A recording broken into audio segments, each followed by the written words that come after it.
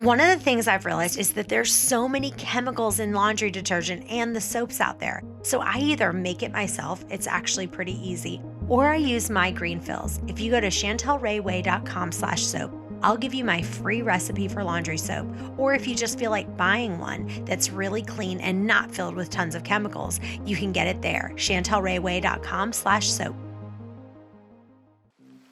Hey guys, I'm on my way home from being on national TV talking about intermittent fasting, and I'm answering the question, does intermittent fasting help you lose weight? Maybe you guys have tried intermittent fasting and lost some weight, but now you might just be stuck in a rut where you're not losing as much as you want. Well, I've interviewed over 1,000 thin eaters, and I've learned that intermittent fasting is just one of the tools they use. But there's so many more. There's 9 other principles that they use to stay thin. To get out of your rut, click here to watch this free video. Hey guys, I'm so excited to tell you that today I was interviewed by Kylene Terhune. And normally you hear me interviewing all these guests, but today she interviewed me and I wanted you to listen to it. So hope you enjoy.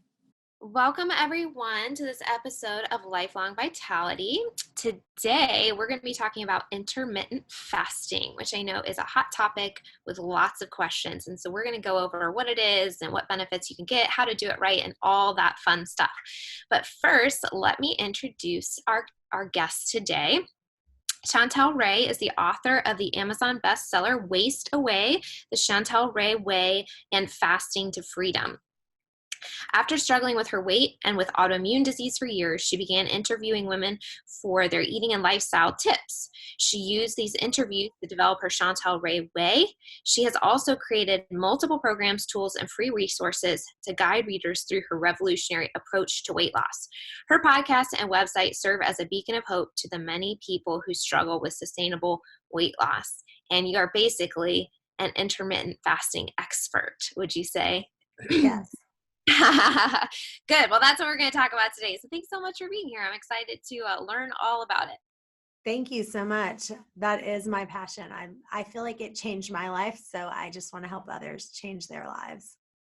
That's so cool. I think that's a lot of times in the health space where so much of the motivation comes from, and it's a life changing experience, whatever that is, whatever journey that is for the individual. And it's like, well, if it helped me, it's got to help so many other people. So I love that. That's right. So let's just start maybe with some basics. What is intermittent fasting? Can you just kind of explain what that means, what that term means? Yeah, so intermittent fasting is an eating pattern that cycles between periods of fasting and periods of eating. And it doesn't specify like you should eat this or not eat this. And so a lot of people do, I would say the most popular would be a 16-8, meaning you'd fast for 16 hours, you would eat for 8 hours. And a lot of times people add in doing fasting for like a 24 hours, like a full 24 hours. So that would mean like you'd eat at 3 o'clock, you wouldn't eat again until 3 o'clock the next day. And if you think about, fasting has been a practice throughout human evolution. Like ancient hunter gatherers didn't have supermarkets, they didn't have refrigerators, they didn't have food available year round. And so sometimes they couldn't find anything to eat, and then sometimes they found tons to eat. And so, I think that it makes sense for you to not just be eating, every 3 hours. I mean, I am so anti eating every couple of hours. It's not even funny. And if you think Yeah, about, that's its own fasting routine, is, right? People promoting you have to eat every 2 hours, and that's totally opposite. Yeah. yeah. And I mean, if you think about, fasting is done for spiritual reasons. Christianity is big on fasting. Islam is big on it. Judaism, Buddhism. I mean, every religion has some sort of fasting involved. And so I just believe that the other thing that I would like to say is that now what they're saying, but nobody is going to be able to kind of change it now because they're too far along. I don't know if you've heard of something called time restricted eating. So they're now saying that intermittent fasting is when you fast for more than 24 hours. So if you went from 3 o'clock to 3 o'clock the next day, then you would be actually doing intermittent fasting. They're saying time restricted eating is when you do a daily fasting during the day. So that means if you just fasted and did an 16-hour fasting and 8-hour eating window, then that would be now called time restricted eating, which again, it's like, okay, this boat has sailed, right? Like everyone knows intermittent fasting and they're just trying to add in, no, it's now called time restricted eating, but I still call it intermittent fasting and I go that route. I'm glad you threw that in there though. So if anybody starts researching it and they're like, that's not what it's being called now, or they get a little confused now, they'll know to research either one and it's the same thing the way they're okay, so that's helpful. There's different methods too. So a lot of times, one of my new favorite things that I've started doing is a lot of times people do, like they say for once a week or twice a week, you just do a 24-hour fast. And then some people say, they call it a 5-2 method, which I'm totally against. But with that method, you only consume 500 to 600 calories on 2 non-consecutive days of the week, and you eat normally the other 5 days. And to me, that is a restrictive mindset. Now I'm counting how many calories I'm eating. So I don't do that. I don't count any of my calories. Those days would be harder too, like way harder emotionally, physically. Yeah. I eat when I'm hungry. I stop before I'm full. I eat what my body's craving. I eat real whole foods. I don't deprive myself of anything that I'm eating. If I want something, I have it. I just eat it in my eating window.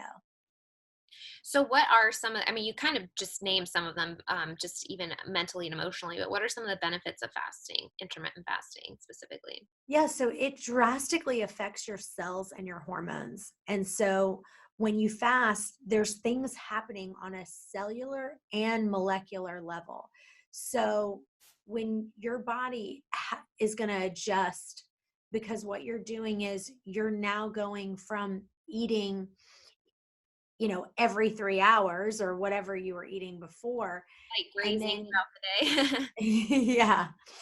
And one of the reasons why I think that intermittent fasting works so well is because you're actually, most of the time you're eating less calories, because if you're eating only one meal or you're eating only 2 meals in a day, most of the time you are eating, just overall you're eating less food. But the biggest thing that you're doing is that you are going into fat burning mode instead of glucose burning mode. And so the best analogy that I give people is this. I say, okay, if I had, let's say I had $100 in my pocket right now, and I went to the store and I found something for $80 that I wanted. I'm going to just take the $100 and I'm going to pay that $80 that ever I owe. But after that $100 is gone, I now need to go to the bank. I need to go to the ATM and I need to go get more cash out if I didn't have any credit cards, right? And that's the exact same thing that your body does. What your body does is it first goes to glucose and it says, okay, my body needs energy. Let me go to glucose. So that's kind of what you have in your pocket, right? As soon as you say, okay, now I need to go to, I'm out of glucose. So now your body needs to go to its fat stores, and your fat stores is like you physically kind of going to the bank. Does that make sense? Yeah, that's definitely a good analogy. It helps visualize, kind of understand what's happening. So it's really important to give your body that break from digestion and give it the time to focus on other things as well. Yeah, it really does. I mean, the fasting has so many benefits as far as even healing your body. And what we've seen, there's tons of health benefits that have been backed by science. Um, the the benefits kind of, in my opinion, happen mostly, what I've seen is like after 24 hours and then after 72 hours. So there's like certain health benefits happen after 24, then after 48, then after 72. And then I've seen even some that are after 5 days of fasting. And so I don't want to scare people, because I started off by doing an 8-hour eating window. And then I moved it down to a 6-hour eating window. Then I incorporated some 24-hour fasts. And then after that, I incorporated some longer fasts. And so one of my girlfriends, it's funny because she had a really bad Achilles problem, and she tried everything. She went to physical therapy. She went to this, she did that. She then decided to do a 5-day water fast. Her Achilles was better than it's ever been. Like, that was the only thing that literally, helped it. And the biggest thing is that it really helps acute inflammation, because your body, it helps your body to start fighting off infections, and chronic inflammation can have serious consequences for your health. And so if you look at all of the chronic conditions, that people have, rheumatoid arthritis, heart disease, everything, is that inflammation is a huge part of it. And so fasting has scientifically been shown to decrease levels of inflammation, and that's why it's so powerful. So what does that maybe tell you about your body if you are unable to stop snacking between meals? Because I feel like when you kind of get into this and you are eating the right foods and your body is kind of resetting, you can go long periods of time, even without fasting. If we're just talking about intermittent fasting, you can Sure. go several hours, 3, 4, 5 hours in between meals and feel totally satiated. But maybe if you're not at that point yet and you're used to eating that every couple hours, like, what is that telling you about your body that needs to change maybe? Yeah, I think a lot of it has to do with hormones. I know for me personally, there's different times of the month that I am able to do even longer fasts. Even sometimes for me, like, once I get to like hour 20 or something like that, I'm kind of like, oh my gosh, I need something. And I'm like, I've gone 3 days without eating. Why am I acting different right now? And so I think, especially for women on the time of the month that you're at, I actually have done something called the Fasting Reset Summit. And this answers so many questions, but one of the questions we answer is, for a woman, what is the best time of the month for you to do if you're trying to do an extended fast? Mm. And one of the things that I've seen with people is, a lot of times, is if you do like a 6-day fast. Let's say you do like a 6-hour window. Like, let's say 5 days a week, I'll only eat in a 6-hour window. Then one day I might do a 24-hour fast. And then one day I might eat in a 9-hour window, something like that, to kind of just keep things changing up. But, I don't know, HGH, which is human growth hormone, is a type of protein hormone that is central to many aspects of your health. And Mhm. so that it's kind of shown that hormone to be involved in your metabolism, your weight loss, your muscle strength. And so studies have found that fasting could naturally increase HGH levels. And so that's another kind of benefit of why people want to do fasting. And it's been shown that fasting for 24 hours, like 24 hours or more, significantly increases your level of HGH. You mentioned changing up the schedule, and I was going to just want to go back to that for just a second because one thing I think when people are doing different lifestyles, different diets, trying different things, they really get married to a structure maybe a little bit too much. And I feel like that's a lot of times where people will hit plateaus, where they'll start depleting their body, where women start beating themselves up because guys have success with, whatever macro counting or whatever it is, and they're so strict about it and they're so intense about it, and then they're super muscular, and women are just like, our bodies cannot do that. And so I think the concept of, hey, start with one, and you're saying you maybe kind of work your way into it first of all, but then once you're there, don't expect every single day to be exactly the same. Like, I think our bodies, we want to view them like computers, but they're not. We want to view them like machines, but they're not. There are days where, like you just said, with our cycle, hormonally, you're going to need more food, or maybe you had a really stressful day and you're needing maybe some more calories that day because the stress your body just needs more sustenance, and that 6-hour window isn't going to work for you. So maybe it's a 9-hour window that day. So I think that's a really important point to really, especially if women are maybe hitting plateaus or feeling frustrated that this isn't working for them, that shaking it up can be really, really helpful through, maintaining it long term. Yeah, absolutely. I think that, there's a balance between, you know, disciplining your body and saying, this is what we're going to do. Right. But then there's a whole other balance. Like some people, this is where people get like, well, it's kind of, if you look at it as an extreme, right? Like over here, it's like, I'm going to eat whatever I want. I don't care. I'm doing whatever my body tells me.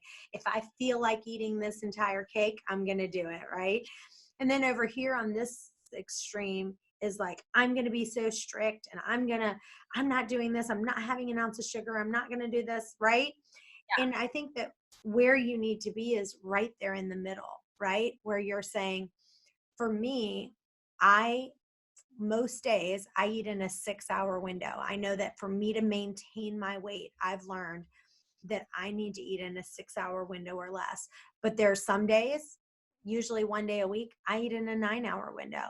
But I really listen to my body, and it maybe twice a week I'm doing that. Not very often that I do. I just went on vacation. We got back from Mexico. And when I was there, I just decided I was going to eat when I was hungry and I was going to stop when I was full. Most of the time when I've gone on vacation, I've eaten in about an 8-hour window. This time I probably ate more in like a 10-hour window. I didn't eat tons. I didn't overeat, but that's what I decided to do while I was on vacation. So I'm passionate about intermittent fasting, and I'm pretty strict most of the time in the sense that I know that what works best for me is that 6-hour window, but I really just listen to my body. If I'm my stomach's growling and I'm ravenous that day, I'm probably going to be eating, but it's just, you've got to just be balanced. And I'm definitely, don't be on one side and don't be on the other is kind of my motto. Hey guys, one of the things that will take your weight loss to the next level is coaching. You can either work one-on-one with me or one of our certified private coaches. If you'd like, you can schedule your free call. It's a 10-minute strategy call just to see if coaching is going to really take you to the next level. The other thing is listening to the audiobook. Listening to the audiobook and getting the video course that I've done, people are seeing dramatic results. If you just listen to the audiobook 30 minutes a day over and over and over again and get the video course, go to chantelrayway.com and check out the video course. You won't be sorry you did. Hey guys, I want to tell you about a great product that you absolutely cannot live without, and it's called Digest-Aid. When you're stressed, you might not be able to produce as much stomach acid. And if you're eating a little more right now and you're stressed, you need help to digest your food. My Digest-Aid that I created has enzymes that are capable of doing just that.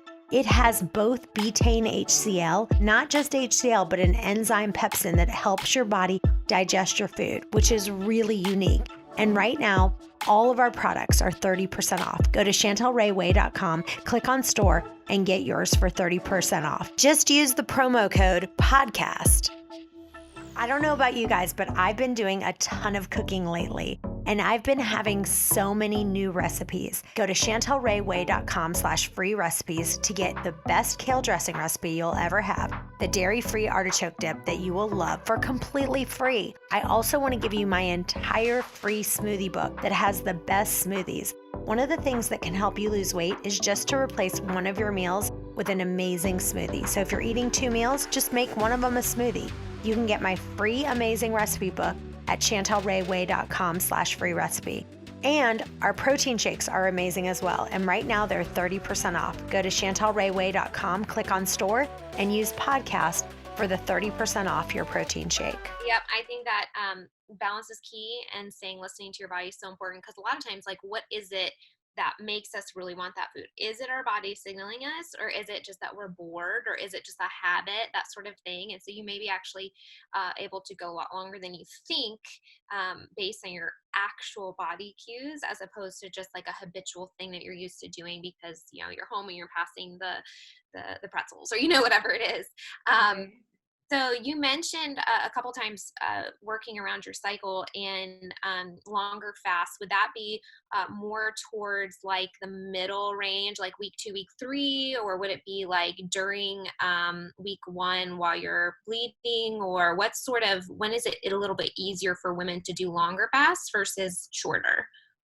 Yes. So what I've heard is that when you're able to do a longer fast is actually, so if you think of your cycle as day 1, day 4 through say 7 would be easier.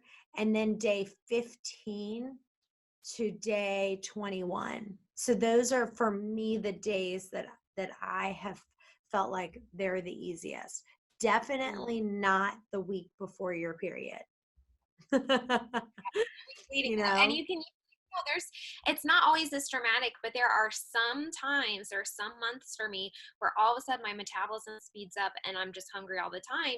And it's like, what is this? Oh, okay. It's like, it's that week right before my cycle, and my body just, it tells me you want more food, and it's just and sometimes it's wanting a little more carbs specifically, but it's really interesting. It's not the exact same every single month, but yeah, that is definitely a time I feel like where your body is going to shift a little bit and give you different signals. So let's answer one of the biggest questions I think that people have, which is what technically breaks a fast? Because I think different people have different guidelines on this. Some say, you can drink coffee because it's 0 calories. That actually helps suppress your appetite. You can extend a fast longer if you do that. Don't put anything in it. What to you, is it coffee, tea? Does that count? What counts to you as breaking a fast? Yeah. So I think that one of the things I want to say is that I have seen people with the best results when they are doing a clean fast. And what a clean fast is that when you're having a 0 calorie liquid, but on top of that, some of with nothing else added. So you want to stick with things like water, sparkling water, black coffee, black tea, herbal teas that aren't like fruit infused, not even adding lemon slices or not even adding sweetener like stevia or monk fruit. So that's kind of, it goes back to, okay, that's like being where you say, I'm on a totally clean fast, right? Then there's kind of the next piece where people say, okay, well, if you add a little bit of cream or you add MCT oil or sugar-free sweetener or stevia, it's okay. And that's what we call dirty fasting, because MCT oil or heavy cream, because it's not raising your blood sugar, they're saying that, it's fine. That's what we call like a dirty fast. And so the biggest thing is when you're whatever you're adding in is that going to raise your insulin levels at all? And so there are studies that have been done that sugar-free sweeteners can raise your insulin levels initially. Your brain. Yeah. And so it tells your brain basically that, hey, this is something sweet coming along, and that gives you insulin secretion. So Which is actually bad because it's not actually sugar. So then where does it go? And it's almost like a worse problem than having a little bit of sugar in the first place. Right. Yeah. And so, people say, well, can I have sugarless gum while I'm fasting? Well, if gum is sweetened with artificial sweeteners, which all of them are, then yes, it could trigger insulin secretion. Sugar-free beverages like diet soda, which I wouldn't tell anyone, but I wouldn't have my enemy have that. Yeah, it's a whole. What about BCAAs? I know some people do that, similar to the black coffee, to get through longer fasts. Maybe they do like bone broths or BCAAs. Yes. So my suggestion is this. My suggestion is that you should do, black coffee, black tea, water, and that's basically it. That's like you're an A player, right? If you want to get an A+ on the test, right? Then if some people say, okay, well, I'm going to add, this, a teaspoon of MCT oil. It's like everything that you start adding, you kind of start going, okay, well, now you're getting a B on the test. Now you're getting a C, and so forth. But here's what I suggest, because I will say this. I know that I have seen people who have had coffee when they have a little bit of cream in their coffee. They're like, they'll look at me and they'll say, I'm not going to do fasting if you won't let me have cream in my coffee. Then I'm like, well, okay, well then have cream in your coffee. You know what I mean?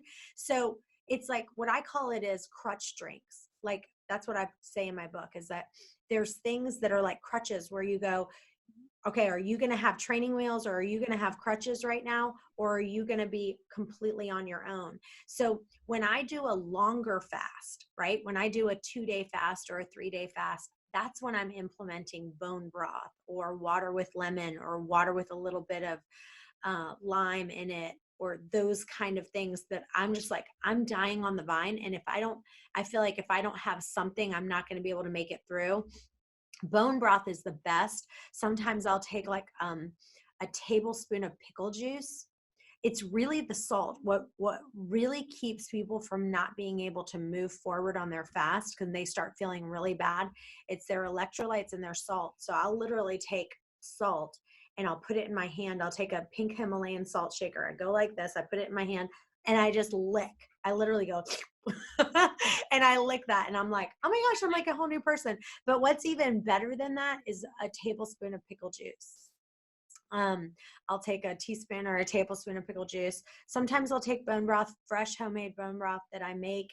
And then I'll take a couple tablespoons of that.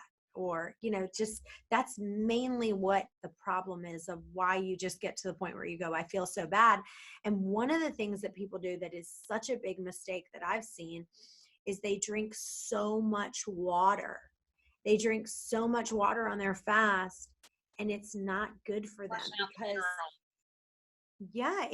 first of all, if you drink too much water, drink too fast, you're risking diluting your blood, and you have faster excretion of water by the kidneys.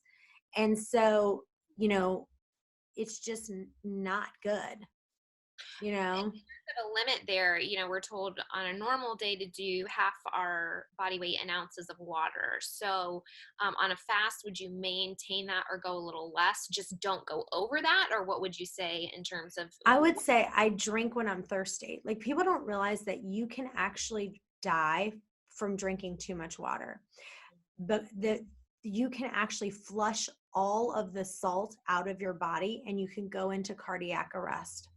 So if you're just literally like meals, what? But you're not eating meals during this process. You're not replenishing that. So it would be, a quicker process, I would think. Drinking the water at that point would be more problematic than usual. Yeah. So my suggestion is that, you drink when your body is thirsty, but do not just sit there and be like, I'm going to guzzle water, guzzle water, guzzle water.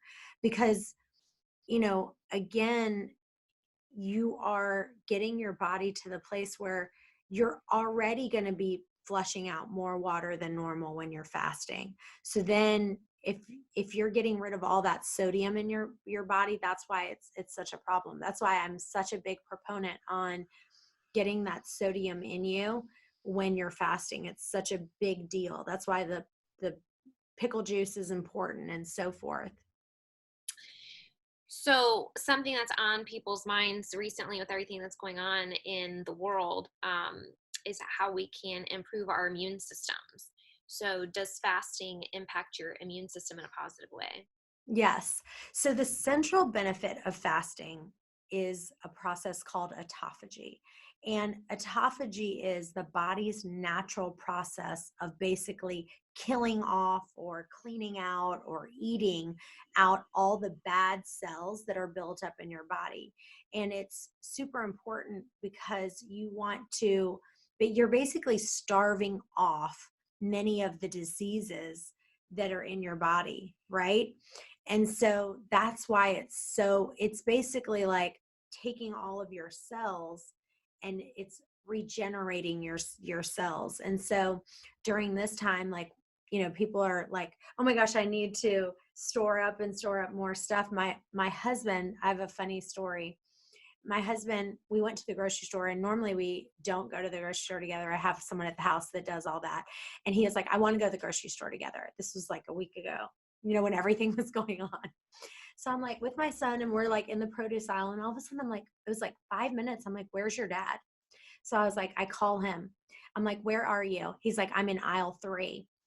I'm like, okay. I go to aisle 3, and he literally has a bag of like ramen noodles, like to the top, ramen noodles, Kraft mac and cheese, all this spaghetti, rice, all this stuff.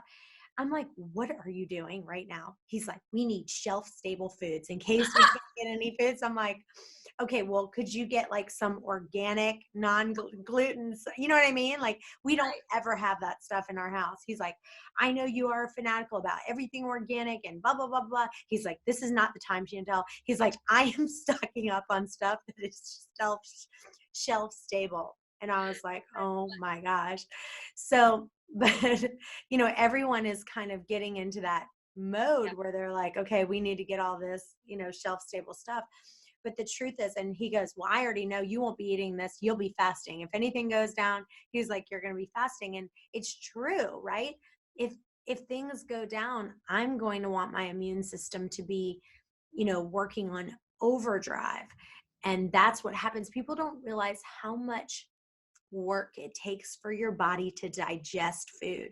So imagine if your body's not working so hard to do all that digestion, it can go in and start fighting, some of these cells and some of these illnesses to kind of regenerate those cells and protect your body during this time. So I know some people struggle once they start doing this, and they'll experience some sort of side effects. I know I've heard people randomly experience like acid reflux. Do you have any why does that happen, or things that people can do? So I think it may be a situation where they experience it once they start eating again. They get some acid reflux. So do you have any tips on how to avoid that, or any common side effects that people might experience? Yes. So one of the benefits of fasting is that it can, if you have, your stomach acid, that's what's happening. So fasting, you're saying people get heartburn, right? Right. So if you have, it's all about your stomach acid, right? And so everything with your stomach acid, if you're not eating, your lack of food could lead to a reduction in stomach acid. And sometimes it just, depending on the person, sometimes it's more stomach acid. So it just depends on what's happening. And so you absolutely need stomach acid, because your stomach acid is what digests your food, and it destroys bacteria.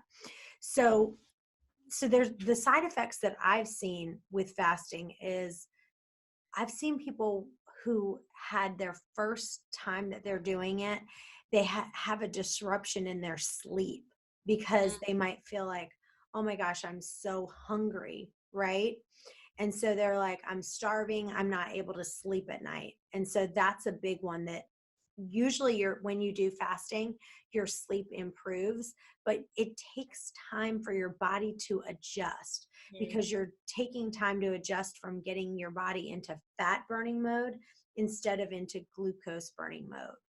And so I would say, Ask too, just on that topic of fat burning versus glucose burning, you can't really do this successfully, I would imagine, if you are eating a lot of processed foods and high carbohydrate load during your eating window, because that would, I mean, you can, but I feel like you would suffer during the fast, because your blood sugar would be on a roller coaster, and your body would be so used to these fast burn sugars and processed carbohydrates. So I would imagine that what would help you would, even as a first step before maybe even you get into it, would be making that transition to less processed food, lower carbohydrate, more quality proteins and healthy fats. Have you seen a difference in that? yeah, absolutely. Because if you think about it, like if, for example, I know popcorn is a big one. Like let's say someone just eats a ton of popcorn, and then they're like, okay, I'm going to fast. And then what happens is their blood sugar jumps. Yeah. And then once it starts coming down, they start feeling so bad. So that is definitely, I agree with that 100%, is just kind of really watching what are you eating in your eating window. But again, I eat good foods. Like I make sure that, but if I want a brownie, I'm going to make a homemade brownie. You know what I'm saying? What I eat, whatever my body tells me to eat. And so I don't eat a ton of sugar. I have a little bit when my body wants it. I cook with really great ingredients. I just don't deprive myself at all. And that's the thing with intermittent fasting, is that you can eat more of the foods you love because you're eating it in a smaller window. So I'm not saying anything about depriving, but I'm making choices that I know I'm going to feel good on, because it's not just about, it's about deprivation as well. Like one of the things that I tell people is that they have to get out of the deprivation cycle. And what I mean by that is, if you think about it, the deprivation cycle looks something like this. You go, okay, I'm going to deprive myself. I'm not going to eat this or that. I'm going to restrict something. Then I'm going to, once I restrict it over here, I'm going to strive to, avoid being bad. And then you feel, then you're like, oh my gosh, I haven't had it. So then you want it. And then you eat too much of it. And then now you're back in that cycle again. So 100%. I just think that is super important, to get yourself out of that deprivation mindset where you're not feeling deprived. Yeah. Because as soon as you do, you're on this roller coaster of just, oh my gosh, I'm not going to have any of this. Then you feel deprived.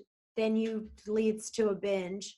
Like, it's funny, I have this whole table at my house and we have all these snacks, and they're healthy, like organic chips and just all kinds of stuff.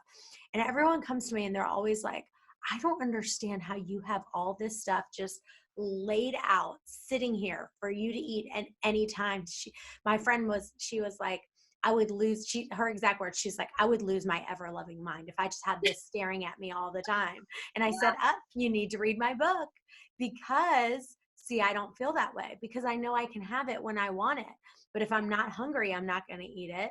And I'm going to have it in moderation. I'm not there. There's never a time I'm ever binging on a thing of chips, because if I want the chips, I can have the chips. Yeah, no, 100%. I work with my clients, and I say for myself, I can eat what I want when I want, as long as I make it with the right ingredients. So I have some overarching guidelines, and if I feel like having a brownie, I'm going to make a brownie that works within those guidelines, Right. and so I never, ever, ever feel deprived. I can have whatever I want. And so that really, absolutely, that mindset helped me, I think, long term, get off that spiral, that binge and diet and binge and diet and binge and diet. And you specifically mentioned popcorn, and I'm thinking, women don't just eat popcorn, they eat popcorn with a glass of wine. So it is totally having that blood sugar effect immediately. It's the sweet and the carb combined, for sure. But yeah, I think you're nailing everything in terms of, patterns that we women get in, and the mentality that we have to approach this with. It's got to be a lifestyle. It's got to fit within. We have to get off that hamster wheel, for sure, or it's just not going to work long term. So what would you say, if you had to pick maybe the top 2 or 3, what are the top 2 or 3 benefits to fasting? Well, I think that the number one top thing is that you're never on a diet, because diets don't work, right? We already know that 95% of people who lose weight on a diet will regain it back. And then 2/3 of those people will end up at a weight higher than when they originally started. And so, it goes back to that cycle again, because then they're on that diet, they're feeling deprived, then they have an overwhelming urge to eat, then they binge, then they feel out of control and ashamed, and then they diet again to regain that control. And with this, you are never ever dieting. You are out of that diet mindset. I can eat what I want, and I just know that I'm going to be doing it in this kind of window of time. So I would say that would be the number one thing for me, is why it was so beneficial for me. And the second piece is that I'm never tracking my calories. I'm never tracking my macros and did I eat this and did I eat that. It's freedom. Like it's a true freedom from food where you go, I'm not in bondage to food anymore. And that for me is the biggest thing that intermittent fasting did for me, is that I can look at a plate of food, I can eat when I'm hungry, and it teaches you true hunger. Because what happens is that people don't know what true hunger is because they've been in such a habit of eating every 3 hours that they don't even know what true hunger is. So when I eat my first meal, my stomach is growling. My body has gone all the way to empty. I know that I'm physically hungry. I'm not eating for any other reason. I'm not eating because I'm bored. I'm not eating because I'm tired. So, one of the things I say is that I interviewed over 1,000 women who have been naturally thin their entire life. Okay. And intermittent fasting is one piece of the pie. It isn't the entire piece. It is a big piece. And it was the one piece that truly helped me. But I have about 9 other principles in my book that I talk about that after interviewing these women, they just kept coming up over and over and over and over again, all these principles. And so that's kind of, it's one piece of the pie. Okay, that's really, and your book, you're talking about Waste Away. Yes. Awesome. So then my Fasting to Freedom book is really about, like, there's multiple reasons to fast besides losing weight. And so one of the pieces is losing weight. I talk about that in Fasting to Freedom, but it's also about there's other reasons to fast for spiritual reasons. So that's what that book is. And then I also have a Bible devotional book called Freedom from Food. And that's a devotional that I have that kind of adds more of a spiritual spin on things of why you should fast. Is that on your website? Yes. Okay. Awesome. So one last question before we start to wrap it up. Is this something that you would say to people, oh, just jump in and try it? Or would you say, no, let's start off slowly. Let's, don't go into like a 24, 48-hour fast right away. Maybe start with the 16-8. Like, what's sort of your guideline in terms of, I've never, ever done fasting in my whole life. What do I do first? Yeah, so in my fasting book that I talk about is I give the analogy of a couch to 5K. So I don't know if you've ever heard of that, but couch to 5K is like a 9-week running program. And what they do is they say, okay, if we can take just about anyone from literally doing no running at all, sitting on the couch, to running 5K, a 5-kilometer run. And then they just have to do like 30 minutes, and they just say, okay, well, week 1, you do 1 block, and then you go to 2 blocks, then you do a quarter of a mile. Right. And so I just really believe that's the right way to do it with fasting. So if I were you, I would start with an 8-hour eating window. Most people should be able to do that. If you're struggling with that, then start with a 10-hour eating window, then move to 8 hours. And I kind of describe that in my book of what the plan is, especially to do a longer fast. I have a friend of mine who's a thin eater, and she's one of the people that I interviewed, and I thought, she's super thin. And she's like, you've motivated me. I want to do a 3-day fast with you. And I was like, okay, let's do it.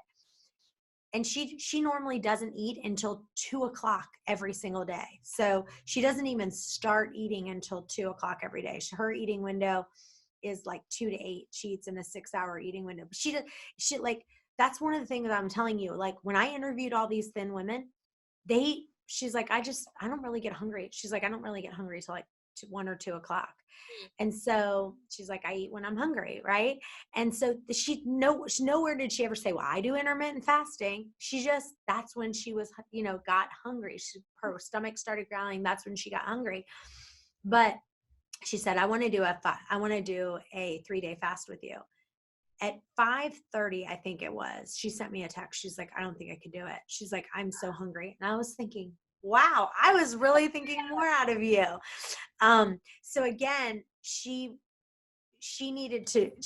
wanted to go from only doing 8 hours a day or 6 hours a day, going straight into a 3-day fast, and she couldn't do it. And so what we needed to do with her is map it out and say, okay, we're going to start here, then we're going to go here, and move forward like that. Step by step. Awesome. Well, thank you so much for all these tips. I think it's really helpful to kind of introduce people and talk about some of the benefits and how you can make it work for you and your life. It seems like it's something that's definitely doable, regardless of lifestyle and schedule, and something that pretty much everyone can incorporate and use and figure out what works for them. So, can you share where people can find you, the names of your book, your website, and then is there any specific piece of advice or thought that you'd like to leave people with? Yeah, I would say the biggest thing that I'd love to leave people with is I've seen people who have said something like, you know, the only thing that I heard one of my friends say to me one time, she said, the only thing that works for me is the Atkins diet. That's the only thing that will help me lose weight. And, she had gained more weight than she had ever, last time I saw her, she's the biggest that I've seen her. And in her mind, she's saying, the only thing that works for me is the Atkins diet. And I'm thinking to myself, how can you even believe this lie? She's about 80 pounds bigger right now than she's ever been. And in her mind, it goes, she's going to lose weight with the Atkins. And then what's she doing? She's gaining more weight. Then she's losing, and then she's gaining, and then she's losing, and then she's gaining. That is a lie from the devil that's telling her that this is the only thing that's working for her. Is it actually working for you? No, it's not. You're 80 pounds bigger than you've ever been. And so with intermittent fasting, the problem is I didn't lose any weight personally for 3 straight weeks. But I was like, you know what? I'm just going to stick with it.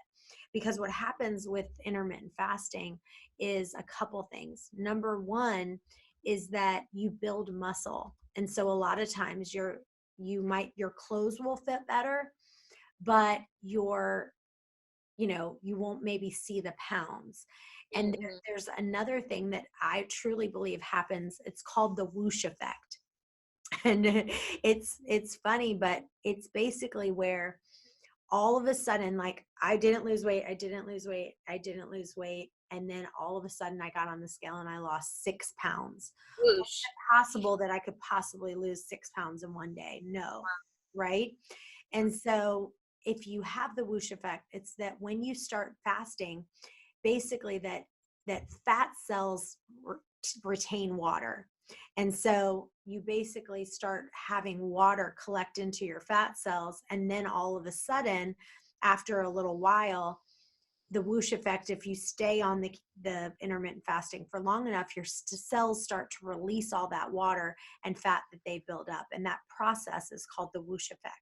So it's kind of like whoosh, like, the reason why it's called that is like the sound of the water leaving the cells, right? And so I just think, what happens with intermittent fasting is you might lose and then you gain, you lose, you gain, and then it goes down in a slow, gradual way. And I've seen people go, it's not the fastest fix, right? And so some people it does work faster, but for others, you just need to stay on that train a little bit longer and not get into, oh, I knew it was only, Atkins that worked for me or whatever, and go into this going, you know what, I'm going to give it some time and it will work. So my website is chantelrayway.com. I've got 3 different books out, and I have Waste Away, I have Fasting to Freedom, and then I have Freedom from Food is my 3rd one. So Awesome. Thank you so much. Thank you for sharing and helping my listeners kind of understand the process and think about incorporating some intermittent fasting into their lives. awesome. Thank you so much.